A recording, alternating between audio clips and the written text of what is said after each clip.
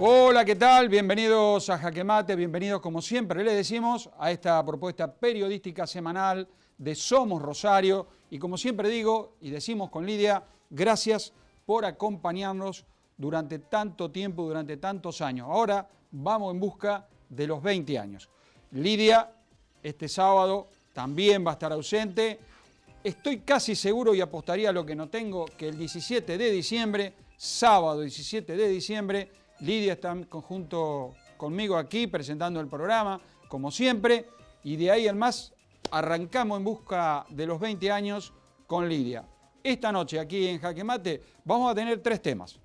Por un lado vamos a tener al doctor Raúl Galíndez, economista, consultor rosarino. Con él vamos a hablar qué nos espera en este verano en el tema económico. ¿Qué nos espera? Porque la cosa no está tan fácil. Ni tan bien como todos dicen. Algunas cositas no están saliendo como deberían, pero eso vamos a preguntarle al doctor Raúl Galíndez. Por el otro lado, vamos a tener a la doctora Karina Cabo, especialista en educación, va a presentar un libro de su autoría aquí, lo va a traer para que ustedes puedan consultar también, porque es un libro de consulta en tema de educación. Pero por el otro lado, vamos a preguntar a la doctora Cabo, ¿es bueno que haya en la educación meritocracia? ¿Es bueno que en la educación los que no saben se queden de año y no que dejamos pasar y así vamos? Y este país se llena de gente que nunca termina de aprender lo que tuvo que haber aprendido. Pero eso lo vamos a hablar también con la doctora Karina Cabo. Y por el otro lado vamos a tener al presidente del bloque de concejales socialistas del Consejo Deliberante de Villa Gobernador Galvez, Carlos Dolce. Con él vamos a hablar de temas de la ciudad y también vamos a hablar, ¿vamos al frente de frentes o nos quedamos en el Frente Progresista Cívico y Social en las elecciones 2023? Todo eso va a estar esta noche aquí en Jaque Mate. Por el otro lado, muy corto porque recién uno va teniendo algunas noticias. Bueno, en el día de ayer se supo que capturaron, que detuvieron camino a Santa Fe o en la autopista entre Santa Fe y Rosario una banda de policías narcotraficantes. Alguna vez aquí lo hablamos, si dentro de la policía no había traficantes o narcotraficantes. Pero también habría que preguntarse si dentro de la policía no hay también apoyatura política. Yo dudo que la policía trabaje en forma individual. Siempre tiene que tener una pata que la ubique. Y también yo sospecharía y me pondría a pensar si no hay también una pata en la justicia, si no hay vinculaciones entre los tres poderes, el Ejecutivo para darle cobertura, el Judicial también para darle cobertura y la policía que hace el trabajo. Todo eso siempre ha ocurrido en México, en Colombia, en todos lados. Siempre hay una pata que ayuda.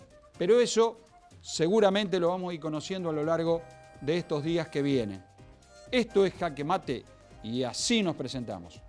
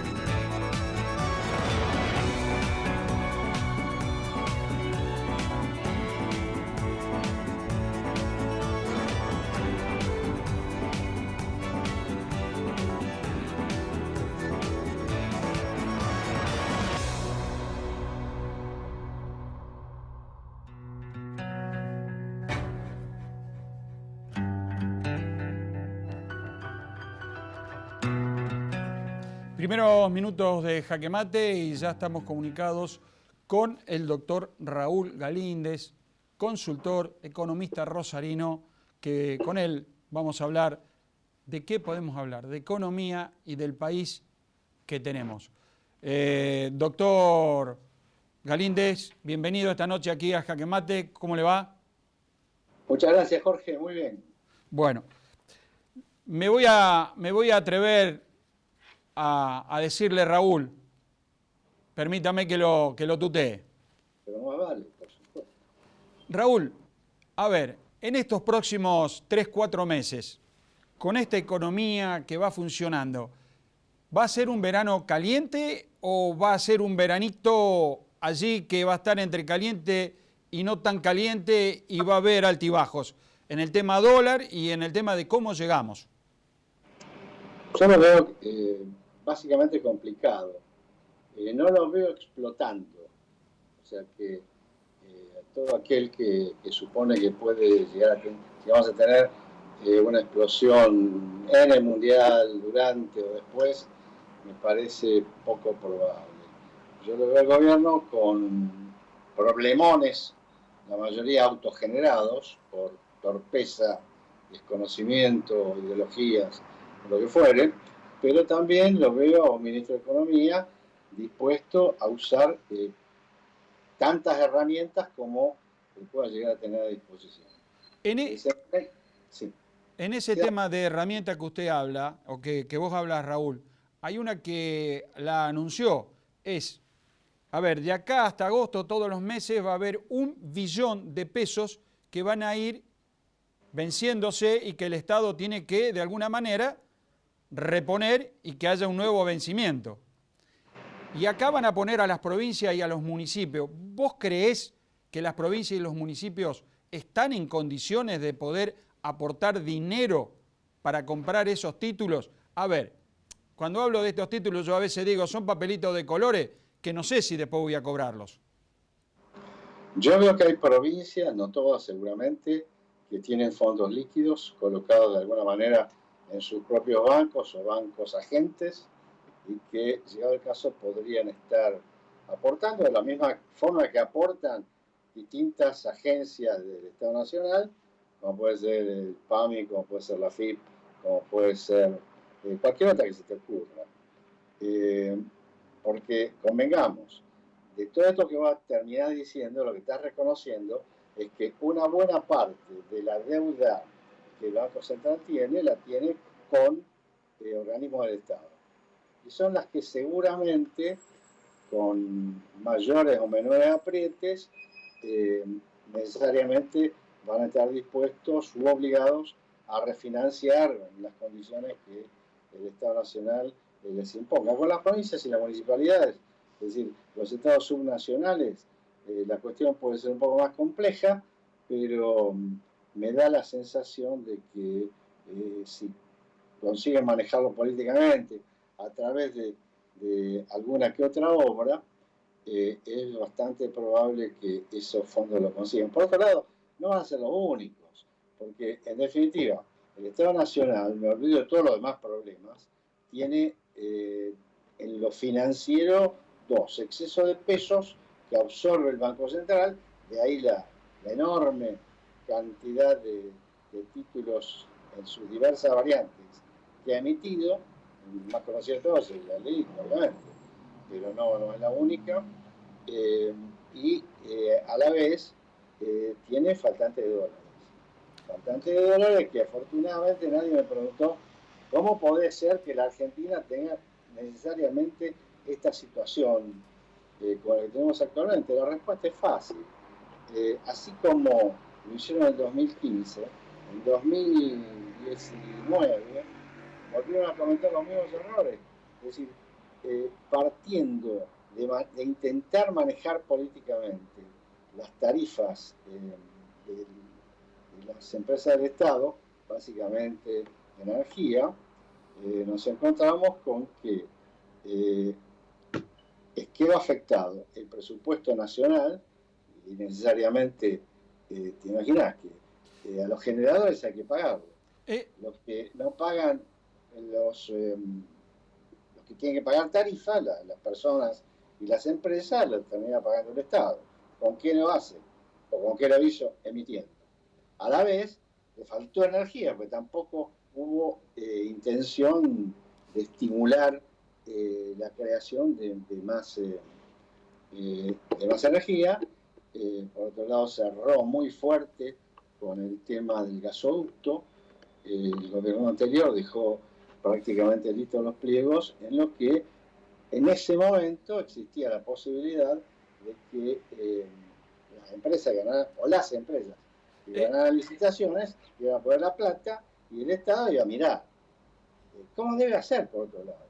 Lo que hicieron es dejar de lado cuestiones racionales por cuestiones políticas y por ciertos principios que tienen muy adheridos, y lo que llegamos a terminar haciendo es a importar energía de lo más cara posible, con lo que prácticamente estaríamos compensando, si se quiere, y menos también, menos que compensando las ventajas que nos puede haber dado la guerra de Europa, la desgraciada guerra de Europa, con el crecimiento de los precios de las materias primas que la Argentina exporta.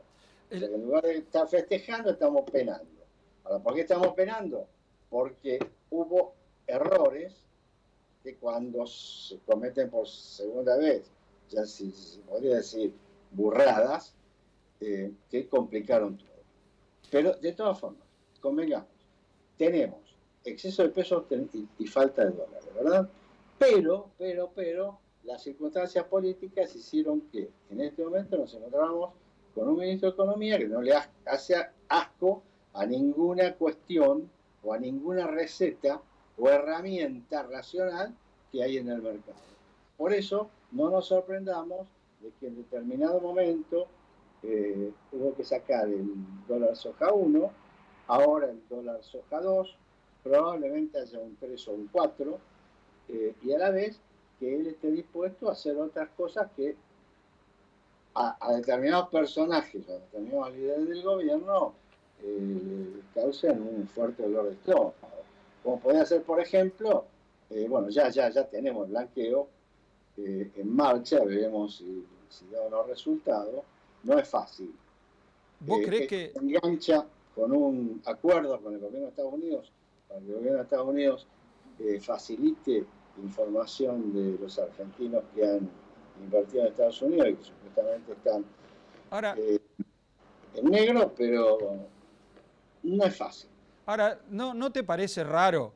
A ver, si vos, vamos a suponer que vos tuvieres una buena cantidad de dinero invertida y guardada en Estados Unidos, en un banco de Estados Unidos. Y el gobierno sale a decir, bueno, vamos a hacer un blanqueo, vamos a hacer esto.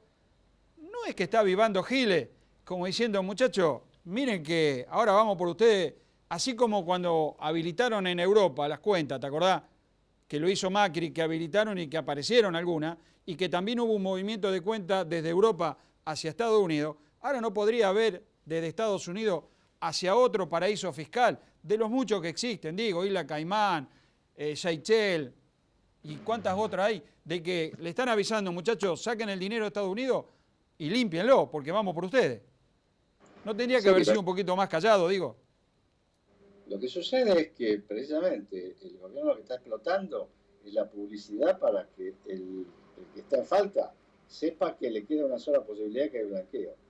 Por otro lado, convengamos, estaríamos hablando de gente, básicamente personas humanas, no creo que sean sociedades argentinas, ¿no? Que inocentemente colocaron dinero, tal vez a través del paraíso fiscal que tiene Estados Unidos en el estado de Delaware, porque lo más probable es que si alguien que tuvo en algún momento esa intención lo asesoraron mediocremente, le advirtieron. Estados Unidos en algún momento puede llegar a abrir cuentas, pero si son sociedades, va a decir sociedad Pajarito SRL. Ahora, ¿quién es el socio de Pajarito SRL? Averiguátelo vos. Ese va a ser un poco, si se quiere, el esquema. También puede llegar a ser otras cosas, como por ejemplo, que yo no descarto, de empeñar el oro, o entregarlo en garantía nuevos préstamos de moneda extranjera, cosa que me parece bastante más razonable que seguir destrozando el Banco Central, o eventualmente endeudándose en dólares. Vos algo dijiste recién, no por casualidad los bonos argentinos desde 17 dólares sobre 100 de valor nominal hayan llegado a 23 y 24, que supone 40% en un plazo muy corto. Ahora, por ahí es que están subiendo. Tal vez porque se pueda pagar el blanqueo con esto, pero tal vez porque haya manos amigas que sepan cuál es el negocio. El negocio es el fácil negocio de duplicar la plata. Ahora, te hago esta pregunta. La última, tengo un minuto nada más, por eso te la hago ya. Si vos tuvieras algún grupo inversor manejándolo, que lo estuvieras asesorando y fuera su consultor, ¿vos le dirías de comprar a la Argentina, invertir en Argentina en bonos en dólares, cuando la Argentina no tiene un dólar partido por la mitad porque estamos virtualmente casi en cesación? Lo que sucede es que los bonos argentinos, después de la reforma del ministro anterior, prácticamente no amortizan hasta 2024. Sí. ¿Entendés? O sea que ahí la Argentina lo único que hace es pagar intereses. A tu respuesta digo sí, sin duda. Hay gente que prefiere el bono al 2038, yo prefiero el bono al 2029 y el 2030, que están negociados al 1%. O sea que convengamos que el Estado Nacional, independientemente de lo que pueda ganar el que los compra, que es otra historia, va a pagar el 1%, que hoy es una cosa que... No hay ninguna parte en el mundo. Exacto. La Argentina, si se tuviera que hoy que financiar con el exterior, está pagando 7, 8, 9%, no menos. Te agradezco muchísimo estos minutos que hemos compartido, Raúl. Al contrario, para mí es un gusto y espero el próximo programa verla a Lidia nuevamente en función. Ningún problema. El próximo programa acá, en estudio con nosotros. Me parece muy de hombre que manda en su propia casa. Un abrazo grande y buen fin de semana. Chao, muchas gracias. Igualmente. Seguimos con más Jaque Mate. Después de este corte comercial, la doctora Karina Cabo y la educación. Acá, en Jaque Mate.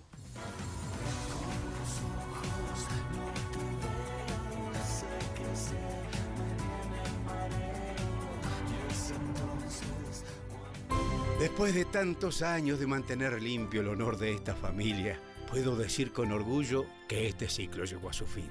Sin más vueltas, me despido de todos. Es hora de dar lugar a lo nuevo. Banco Santa Fe te da un préstamo personal para lo que necesites. Acá, para vos.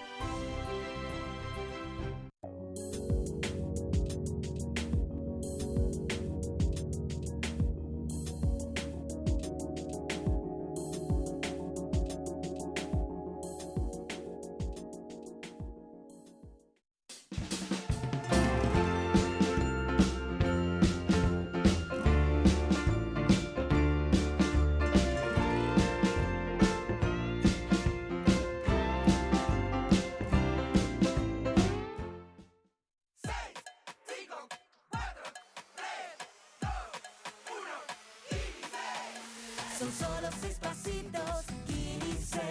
6, 5, 4, 3, 2, 1, Kini 6. Son solo 6 pasitos. A la suerte hay que ayudarla. Con el Kini estás a 6 pasos de tus sueños. ¿Qué esperás para cumplirlos? 6, 5, 4, 3, 2, 1, Kini 6. Usted se comunicó con el 911. ¿En qué lo podemos ayudar? Ahora un móvil ya va en camino. El gobierno de la provincia trabaja por la seguridad. Sumamos más efectivos, sumamos más unidades.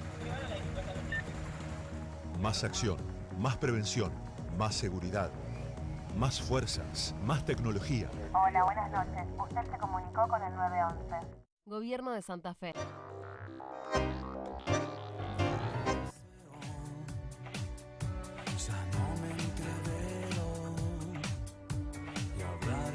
Seguimos en Jaque Mate y como había anunciado está con nosotros la doctora Karina Cabo, especialista en educación, Karina, bienvenido a Jaque Mate. Gracias por estos minutos que vamos a compartir esta noche de sábado. Por favor, un gusto. Buenas noches. Bueno, yo había dicho que traías un libro de tu autoría. Sí, mi último libro, Escuelas Ondulantes. ¿Qué es eso de escuela ondulante? A ver, contame. No, porque a mí como que me parece muy dicotómico esto de la educación híbrida que caracterizó todo este tiempo, lo que es presencial o virtual, ¿no? Y los más beneficiados fueron aquellos que tuvieron educación virtual, los otros algo de educación presencial. Y yo creo que las escuelas hoy tienen que ser ondulantes, y lo comparo con las olas del mar, y digo que las olas a veces son altas, a veces son bajas, tienen distintas intensidades, y así deben ser las escuelas, según los contextos, según los chicos, según los barrios, ver de qué manera podemos ir reorganizando la educación o la escuela para mejorarla. No pasa por ser virtual o presencial, ¿no? Bueno, pero hoy realmente en la provincia de Santa Fe, en la República Argentina, hay un verdadero proyecto de educación de los que vos hablás, ondulante, que permita ese cambio permanente, que no sea algo rígido. No, creo que no, que el sistema educativo viene en caída ya hace varias décadas, porque no hay decisión política, como siempre, ¿no? Como en todos los temas. Me parece a mí que los administradores de turno no ven a la educación como aquel elemento que puede cambiar a la sociedad. Y no lo digo porque sea mi tema, pero si nosotros hablamos de la inseguridad, hablamos del narcotráfico, creo que la educación es la puerta de entrada, la escuela es la puerta de entrada que tiene el Estado para cambiar el barrio. Y no lo toman ni nación, ni provincia, ni municipalidad. No se ocupan de las infancias y las adolescencias, que son los más vulnerables, ¿no? A la hora de pensar la sociedad. ¿Y no crees que también en los educadores, en los maestros? A ver, yo recuerdo maestros del normal, número 1. Salían con 18 años, los más jovencitos, 17, 18 años, la más jovencita, digo, sí. Perdón. Y iban directo como maestra y realmente daban clases de maestra. Y hoy tenés maestras que dan pobreza como docentes. Es muy pobre a veces. Sí, pero no reduzcamos todo a la docente en el aula. Pensemos el sistema educativo, Bien. ¿no? Pensemos en Sarmiento, que allá a finales del 1800 pensó un sistema educativo para la sociedad del momento, ¿sí? Más allá de las críticas que le podemos hacer a Sarmiento, él tuvo realmente una visión de qué sociedad quería. Y fue por ello, ¿no? Bien. Fue a Estados Unidos, trajo maestras, preparó un sistema educativo que después fue la primera ley de educación. Incluso San Martín y Belgrano, sí. A principios del 1800, tomaron las ideas de la Revolución Francesa, esto de igualdad, de libertad, y decían que necesitábamos escuelas gratuitas para todos, incluso para las mujeres, ¿no? Allá a finales del 1700. Bueno, imaginemos que Sarmiento creó estas escuelas que se llaman escuelas palacio, ¿no? El normal, que tenían baño cuando los chicos en su casa no lo tenían. Había libros cuando en casa no lo había. Ahora, la sociedad cambió, hubo cambios, entonces la escuela necesita ayornarse en función de esos cambios científicos, culturales, y hoy, como vos bien decís, el joven que se preparaba también a mediados del siglo XX era un joven que salía de la escuela secundaria, perito mercantil o maestro, y estaba muy bien formado para la sociedad de la época, ¿sí? Hoy los cambios son mucho más vertiginosos y necesitamos una formación docente que realmente esté a la altura de esos cambios, y la escuela no lo ha sabido acompañar. Por eso digo, por falta de decisión, sobre todo después de la Ley Federal de Educación, de la década del 90 y todo lo que conocemos. Sí, que compramos una ley que en España ya estaba caduca y no la necesitaban y la tiraron. Bien, y bueno, y no funcionó, y después acá quisimos hacer algo totalmente... El emparchado. Un emparchado, y realmente creo que necesitamos, por eso digo, necesitamos que desde Nación y cada una de las provincias pueden hacerse cargo de su educación, pero necesitamos decisión política e inversión de dinero. Nada se hace sin dinero, No, obvio, totalmente. ¿no? Ahora, vos cuando escuchás decir, a ver, en la escuela, a mí me enseñaron en la escuela, tanto en la primaria como en la secundaria, y también en la universidad lo viví, en que cada uno de nosotros era un elemento de competición. Cada uno tenía que competir para ser el mejor. Y había que ser el mejor, que se llamó meritocracia, Sí. o la búsqueda del mérito. Hoy tenés a ministros que cuando vos le hablas de mérito, de meritocracia, saltan como leche hervida y dicen, no, eso está mal, ¿cómo meritocracia? A ver, yo creo que la palabra meritocracia hace un poco de ruido. ¿Por qué? Porque vos, como vos bien decís, venís de un sector medio. ¿Qué pasa con los chicos que no tienen las condiciones mínimas? Mis padres eran pobres, ¿eh? Sí, Yo no era de clase yo media. también, yo también fue distinta mi surgimiento. Y a mí No la tengo escuela- vergüenza en decir que y a mí la yo escuela no era me de una dio- clase media acomodada. No, y a mí la Era de escuela una- me dio las era posibilidades de un que padre no- laburante. que no tenía en mi casa. Yo creo que sí, para muchos de nosotros. Lo que quiero decir es que muchos chicos hoy, hay investigaciones que dicen, ¿no? Cuyas madres, mujeres, cuyas madres son universitarias, les va mejor en la escuela. Los chicos que tienen libros en casa les va mejor en las escuelas. Entonces, esos que tienen un capital cultural en su casa alto, les va a ir mejor. Entonces, ¿qué pasa con los chicos de los barrios más vulnerables que realmente no lo tienen? Entonces, la escuela no le ofrece esa posibilidad de emerger, ¿no? Que sí nos posibilitaba a nosotros. Ahora, ¿qué tiene que hacer la escuela hoy para que todos los chicos tengan las mismas ¿Qué posibilidades? tienen que hacer? Bueno, tiene que enseñar y tiene que elegir cuáles son los contenidos mínimos prioritarios que tiene que enseñar, no como a nosotros que nos enseñaban todo, porque si no lo aprendíamos ahí, no lo aprendíamos nunca más. Hoy los chicos, los saberes los pueden ir, primero porque no sabemos qué van a necesitar dentro de 10 años. Entonces los saberes tenemos que enseñarles ciertos saberes, claramente, pero también ciertas habilidades para que sigan creciendo. Ahora bien, hay una crítica al sistema educativo porque hace poco me decía un funcionario que hoy la escuela secundaria tiene dos objetivos, si pensamos en matemática, que es que un chico pueda hacer una regla de 3 simple y pueda calcular volumen. Y yo le dije, yo eso lo aprendí en séptimo. No, eso lo aprendí antes. Bueno, antes de séptimo grado, ya lo sabía. Sexto, séptimo grado, Claro. en mi época lo sabíamos. Bueno, lamentablemente hoy nivelamos, ¿no? Para atrás. Entonces yo creo que tenemos que ver cuáles son los contenidos prioritarios que se necesitan para realmente dar un cambio en la escuela, claramente. Claro, bueno, pero ahora eso, uno ve eso, ¿no? Y ve que un chico llega al séptimo grado y vos le decís que haga algunas cosas, escribir, no saben escribir.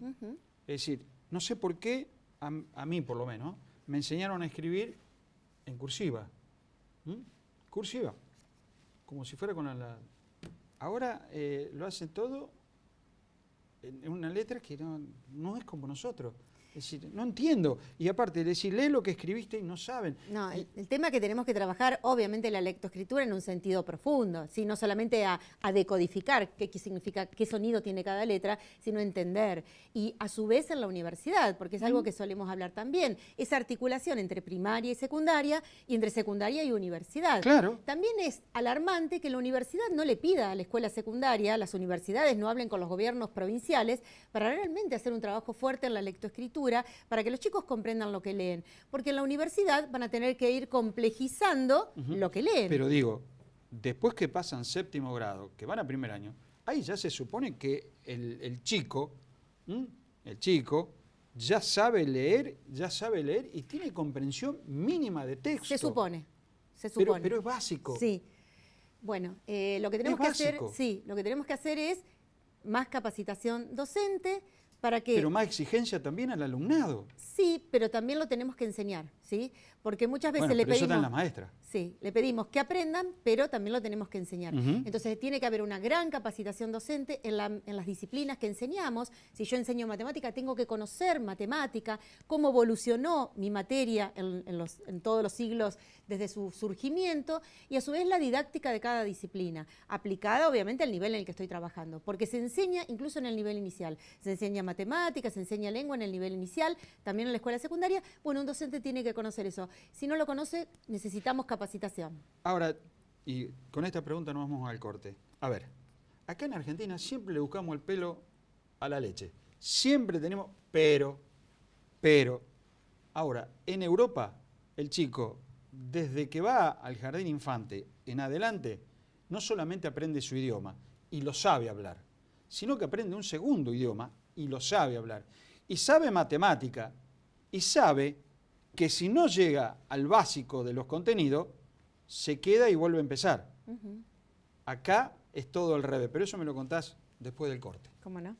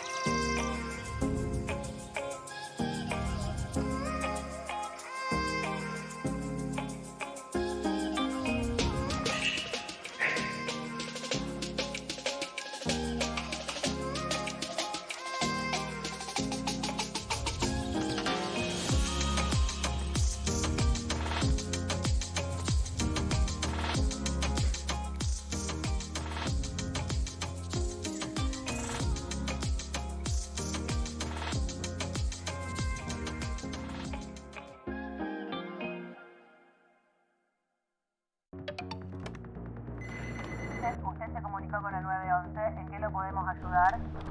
Ahora un móvil ya va en camino. El gobierno de la provincia trabaja por la seguridad.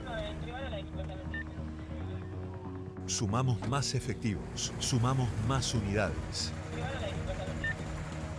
Más acción, más prevención, más seguridad, más fuerzas, más tecnología. Hola, buenas noches. Usted se comunicó con el 911.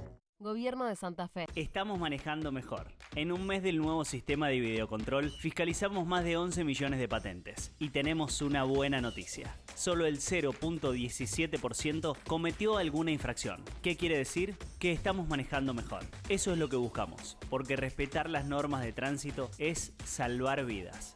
Recordá, sin infracciones no hay multas. Hacemos nuestra parte. Municipalidad de Rosario.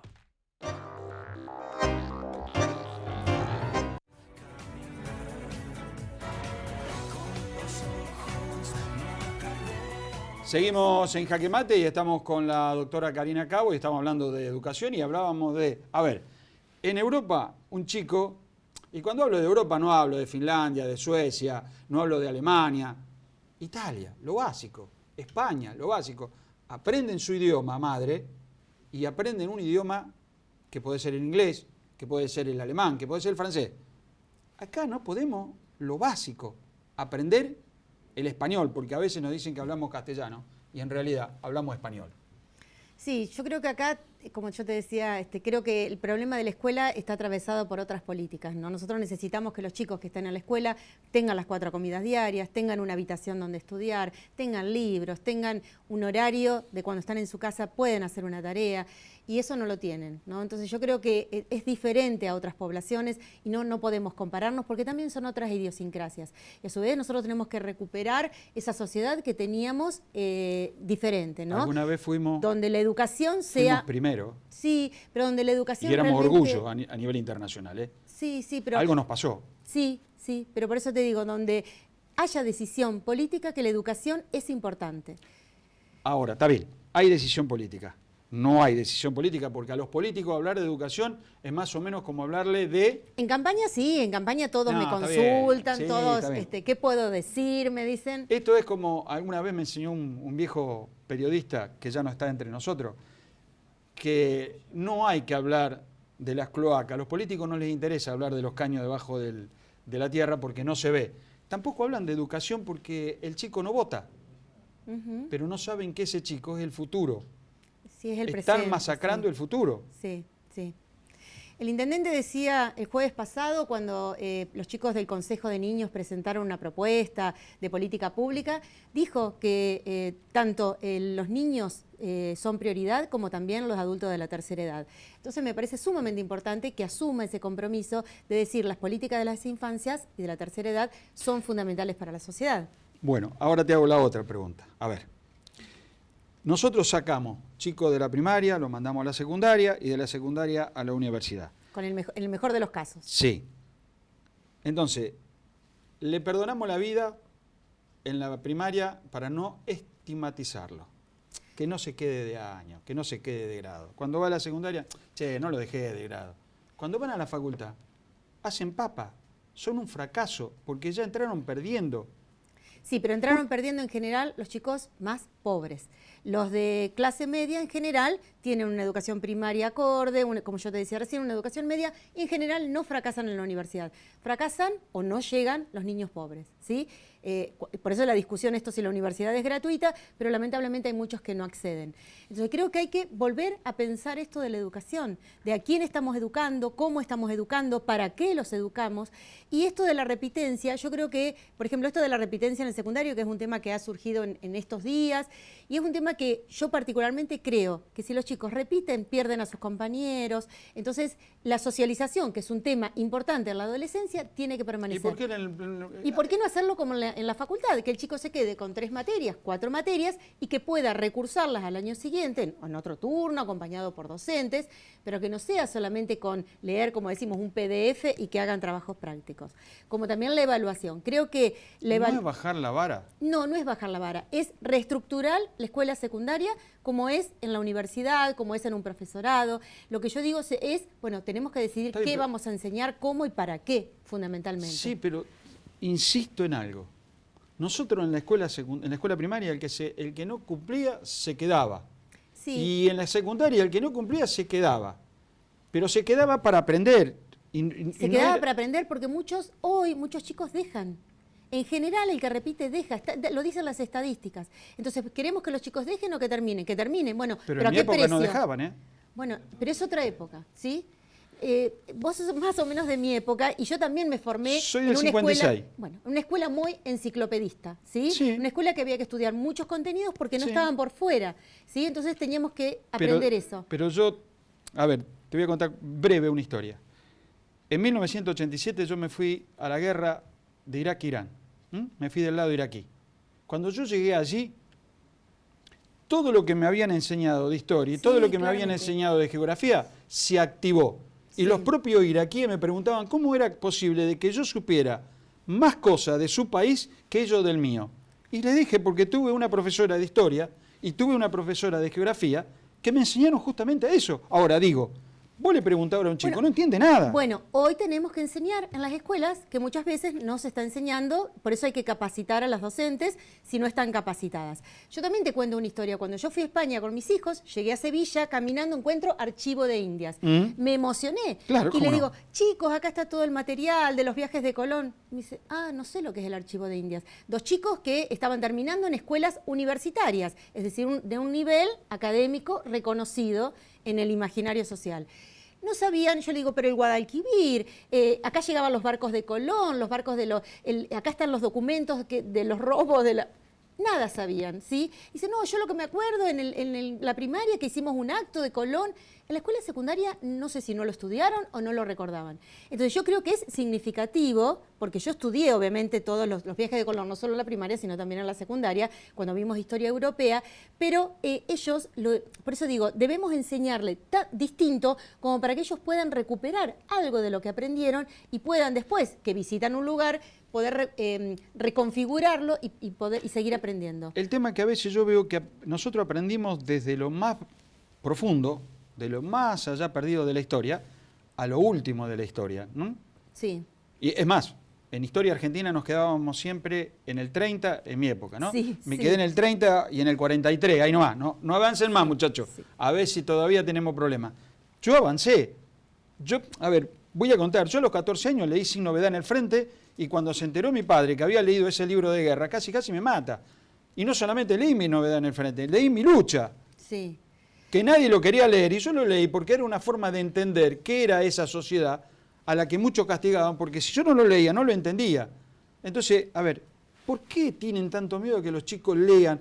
No creo que sea, no creo que... O no los induzcan a leer No. historia. Yo creo que hoy tenemos que, por eso digo, volver a pensar la escuela secundaria, ¿sí? Volver a cambiar las estructuras. Ya no va más esto de materias separadas, ahora damos geografía, después damos historia. Se necesita un entrecruzamiento, una transdisciplinariedad, se necesita otras maneras de aprender. Bien. Y saber qué vamos a enseñar, ¿sí? Conocimientos mínimos, ¿sí? En historia, en geografía, en matemática, en educación física, que realmente sean significativos para estos chicos. Y obviamente a todos por igual, ¿no? Porque si no, Claro.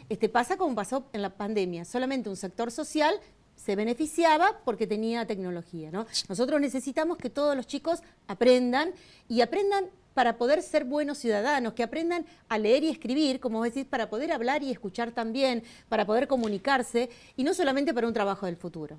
Y también que cuando escriban mal, le digan, Claramente. escribiste mal, está mal lo que escribiste. Que antes de la M haya antes de la B haya una M. Y que le indiquen bien qué es agudo, o sea, lo básico. Sí. Porque después cuando escriben, pobrecito, dan pena. Yo fui profesor, a mí me daba pena los escritos de alumnos de tercer año, me daban yo estoy pena. a veces en la universidad y no saben lo que es una monografía cuando uno les pide que escriban un ensayo, una monografía. Entonces, obviamente que tenemos que reconfigurar la escuela secundaria. Claro, Urgente. pero esos son los políticos. Claramente. Y sí. dejarse Pero de no hacer, insisto, no dejar de hacer solamente- demagogia y empezar a hacer Sí, pero no escuela. solamente el ministro de Educación, ¿sí? Sino que tiene que estar imbricado con cultura, tiene que estar Todo. imbricado con vivienda, con infraestructura. Totalmente. Y obviamente con seguridad, sobre todo en Rosario, ¿no? Así es. Yo no creo que lo quieran hacer porque hay mucho trabajo para ello, me parece. Bueno, pero esto Y poco rédito político a la hora Totalmente, del voto. totalmente. No conviene. A ver, a mí me enseñaron una vez que no convenía que el pueblo supiera demasiado porque era muy difícil de gobernar o muy difícil de manejar. Y siempre me decían, fíjate el Paraguay, fíjate Bolivia cómo son, fíjate cómo somos nosotros. Y ahí lo entendí. Y hoy somos al revés. Por eso tenemos que formar chicos que sean críticos, ¿no? Y eso Totalmente. es un trabajo importante. Y que sepan reclamar. Esto es, todos los que vienen a Jaque Mate siempre se llevan un regalo, siempre presente, de Homo sapiens, esto es entropía. Esto es para vos. Muy amable, muchas gracias. Muchísimas gracias a vos. Por favor. La próxima vez otra vez con Lidia. ¿Cómo no? Con gusto. Sí, no, porque si no se me enoja la amiga.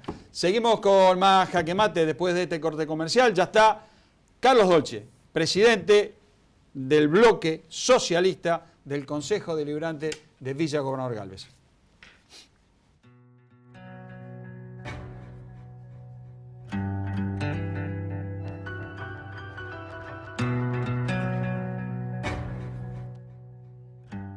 Después de tantos años de mantener limpio el honor de esta familia, puedo decir con orgullo que este ciclo llegó a su fin. Sin más vueltas, me despido de todos. Es hora de dar lugar a lo nuevo. Banco Santa Fe te da un préstamo personal para lo que necesites. Acá, para vos.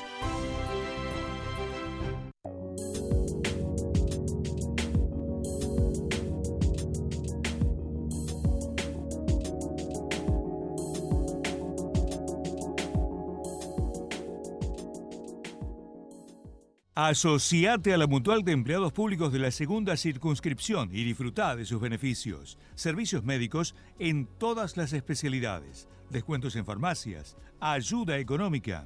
Asociate a la Mutual sin cuota de ingreso. No te vas a arrepentir. De lunes a viernes, de 10 a 17, San Lorenzo, 1543. El Festival Internacional Payasadas pisa nuevamente la ciudad con sus zapatos grandes, sonrisa amplia y una nariz roja. Del 30 de noviembre al 4 de diciembre llega una nueva edición de este evento de artes urbanas que reúne artistas de todo el mundo. Espectáculos para todos los públicos. Encontrá toda la programación en rosario.gov.ar/cultura y armá tu agenda para este fin de semana.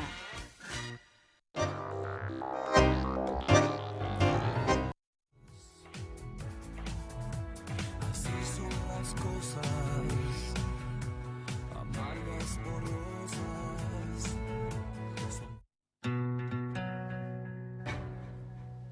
Seguimos en Jaque Mate y estamos ya con el jefe o el presidente del bloque de concejales socialistas del Consejo Deliberante de Villa Gobernador Galvez, Carlos Dolce. Carlos, bienvenido a Jaque Mate.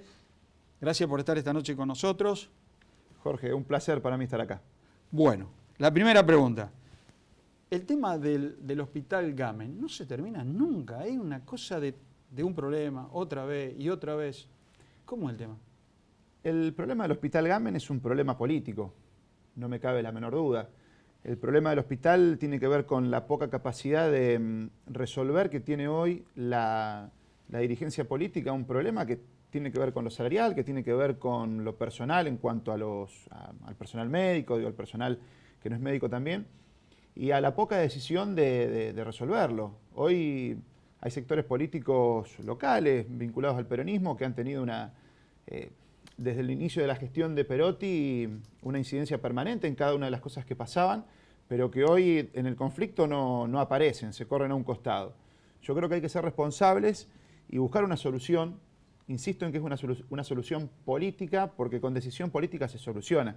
Con decisión política se soluciona el problema salarial de las personas que están afectadas, la continuidad laboral del personal que está afectado y también la cuestión edilicia, la cuestión de los insumos, que en definitiva tiene como víctimas al personal que hoy está en conflicto en el hospital, pero principalmente a la gente, al vecino y a la vecina, que hoy no tiene solución en cuestiones básicas como hasta las guardias de pediatría, digamos, porque hay paro.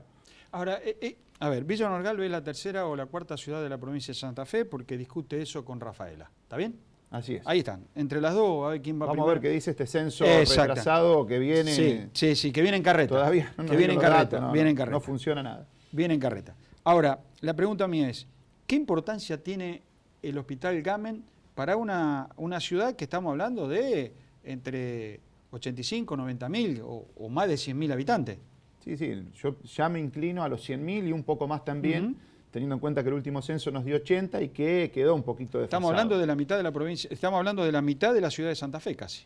Prácticamente, creo que Rosario tiene un poco, Santa Fe tiene un poco más en proporción, pero la realidad que es eso, es la tercera ciudad de la provincia, es una ciudad que además su hospital recibe a gente de otras localidades también, y que si no se le da la atención debida, exactamente, y si no se establecen prioridades, porque vos podés inaugurar nuevas salas, podés hacer un montón de cosas para la prensa, para que te aplauda el resto, pero si no solucionás las cosas básicas como es la relación con el personal, y no te va a funcionar el hospital. Y cuando no funciona el hospital, la gente no tiene salud.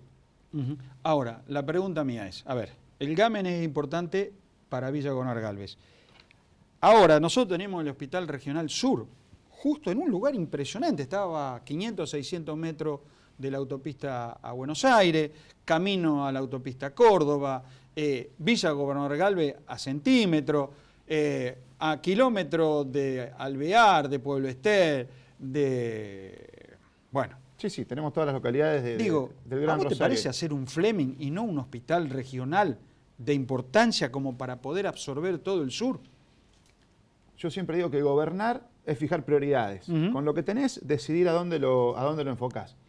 Yo creo que el gobierno de Omar Perotti no ha tenido prioridades claras, o quizás las prioridades han sido hacer caja para llegar a este año electoral que se viene y tener recursos para generar obras y demás, subestimando a la gente, subestimando al vecino y a la vecina, que entienden, digamos, que durante estos 3 años hubo plata guardada en los bancos y no invirtiéndose. 60.000 millones se calcula. Y no invirtiéndose en salud, en educación, en seguridad, cosas que son prioritarias. Y en salud nos pasa eso. Un gran hospital abandonado, podrá alguna contrapolítica decirme, pero ustedes, los socialistas, no lo terminaron. No lo terminamos, claramente, pero quedó en un punto donde el próximo gobierno... ¿Lo podía haber terminado? Lo podría haber terminado, porque se terminaron otros hospitales en la provincia. Este quedó, no te diría que bastante más de medio hacer, y la provincia lo tendría que haber terminado, porque es una obligación también. Claro, es lo mismo que el puente Rosario-Victoria. A ver... el que lo comenzó no lo terminó. No lo terminó, iba a pasar con un montón de cosas. ¿Lo iban a dejar ahí abandonado el puente? Entonces, ¿qué tenés que hacer? Digo, terminarlo, si es una cosa positiva. Y además, si lo querés mirar en términos políticos, lo va a inaugurar el gobernador Claro. Entonces, me parece una cosa caprichosa e innecesaria no haberlo terminado. ¿Es importante ese hospital? Pero claro que es importante, porque descomprime un montón de cuestiones. Y tenemos nosotros, por lo menos los villagalvenses, un hospital de tercer nivel en lo inmediato. ¿Se entiende? Entonces digo, ¿cómo descomprimiría un montón de cuestiones de la salud de Villa Gobernador Galvez? Pero lamentablemente no ha sido una prioridad. Por eso después de 3 años de gestión, Perotti, recién de 3 años de gestión, me vuelvo loco cuando te lo digo, le puso seguridad para que no se sigan robando las cosas que se estaban robando. Bronce y aluminio. Entonces, no solo que no se continuó, dejó que se caiga, que es terrible, porque ahí lo que se perdió son recursos de los santafesinos. Así es. De los rosarinos, de los villagalvenses, y estamos hablando de salud, ni más ni menos. Entonces, claramente, lo que tiene que tener la provincia es un cambio de rumbo, porque con este gobierno ha quedado demostrado que ni la seguridad, que ni la salud, que ni la educación son prioridades. Son pilares básicos para que la sociedad progrese. Bueno, vos estabas hablando de política y demás. Y hoy el socialismo está entre, a ver, para vos, joven político, fuiste presidente del Consejo Municipal siendo muy joven, la pregunta es, ¿el Partido Socialista debe ir hacia el frente de frentes o debe quedarse y pelear en el Frente Progresista Cívico y Social hasta como lo pensó Miguel Lifchit? Yo creo que el socialismo tiene que darse una estrategia electoral para volver a tener una posición de poder en la provincia, una posición de poder no por el poder en sí mismo, sino, yo siempre digo que el poder tiene que ser una herramienta para transformar la realidad. Entonces, el socialismo ha mostrado que en el poder se ha ocupado de las cosas importantes. Con falencias, seguro. Cosas para corregir, seguro. Pero si ponemos en términos de comparación de lo que está hoy a cómo veníamos gobernando nosotros, sobre todo con el gobierno de Miguel Lifchit, que tuvo muchos recursos, Villa Gobernador Galvez, lo digo como villagalvense, ha tenido un desarrollo importante. Si queremos volver a eso, tenemos que ser estratégicos y pensar de qué forma le ganamos al peronismo. No ganarle solamente para llegar al poder como hizo el peronismo, que se juntaron, que hicieron una ensalada, le ganaron al Frente Progresista y ahora vemos lo que pasó. A las 2 semanas ya estaban peleados el gobernador, la vicegobernadora. Todos. Un desastre. Nosotros no tenemos que hacer eso, tenemos que ser mucho más inteligentes, pero además mucho más responsables.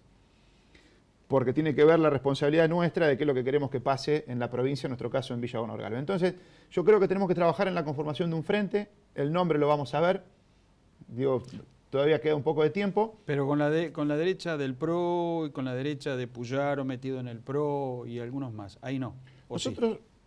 hay que ver cuáles son los límites que establecemos. Yo creo que lo que tenemos que fijar es un programa, son los puntos programáticos de un programa y qué queremos del gobierno y ver quién se suma a eso. Porque nosotros no vamos a permitir que ninguno de los partidos en el frente que conformemos quite recursos a la educación, quite recursos a la salud, que no tenga un plan claro de seguridad. Entonces creo que tenemos que trabajar en eso y después ver cuáles son los actores. Por supuesto que hay límites. No puedes jugar con los liberales, no puedes jugar con sectores de extrema derecha. Pero hay algunos dirigentes del Partido Socialista que están dialogando con el PRO, intentando a ver cómo armamos el frente de frentes. Sí, es que el frente de frentes es una gran posibilidad dentro de la construcción de Santa Fe. Ahora hay que ver ese frente de frente a quiénes integra. No puede haber cualquier cosa. Lo que tiene que haber es un plan claro de gobierno que ponga al vecino y a la vecina como prioridad en ese gobierno. Para cerrar, en 30 segundos, poco más, poco menos, ¿cuál va a ser el destino futuro de Carlos Dolce el 10 de diciembre del 2023?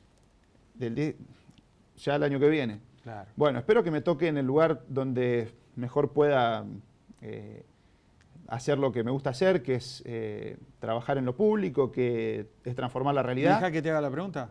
¿Que la cambie? Me la vas a hacer, yo sé que me la vas a hacer.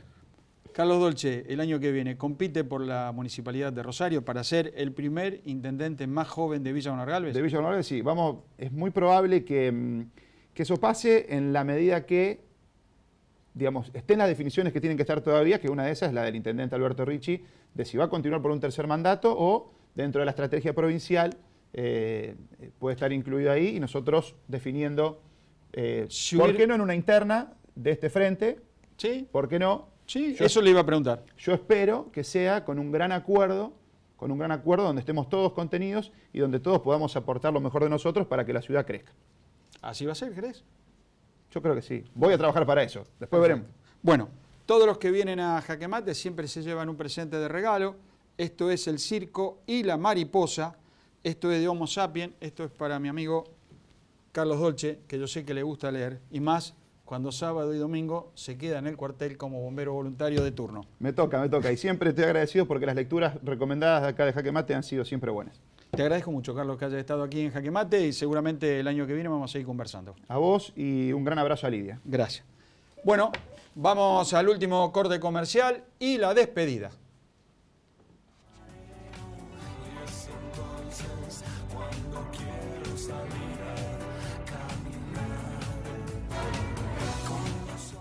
Yelas Ópticas, desde 1887, siempre primera en innovación. Peatonal Córdoba, 1077. Teléfono 449-5080.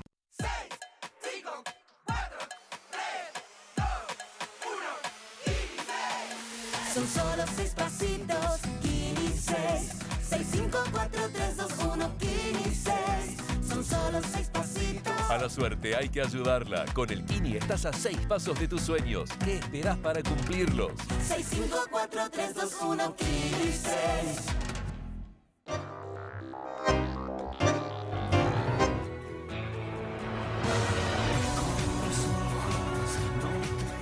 Bueno, hemos llegado al final de este programa 888 de Jaque Mate. Siempre nos vamos con nuestro último invitado, en este caso el concejal Carlos Dolce, socialista, presidente, jefe del bloque de concejales del Consejo Municipal de Villa Gonor Galvez. Le mando un beso muy grande, te extrañamos y espero que se cumpla esto de que el sábado 17 de diciembre aquí en Jaque Mate va a estar Lidia Zaita nuevamente con nosotros. Un beso grande, buen fin de semana. Nos vemos dentro de 7 días.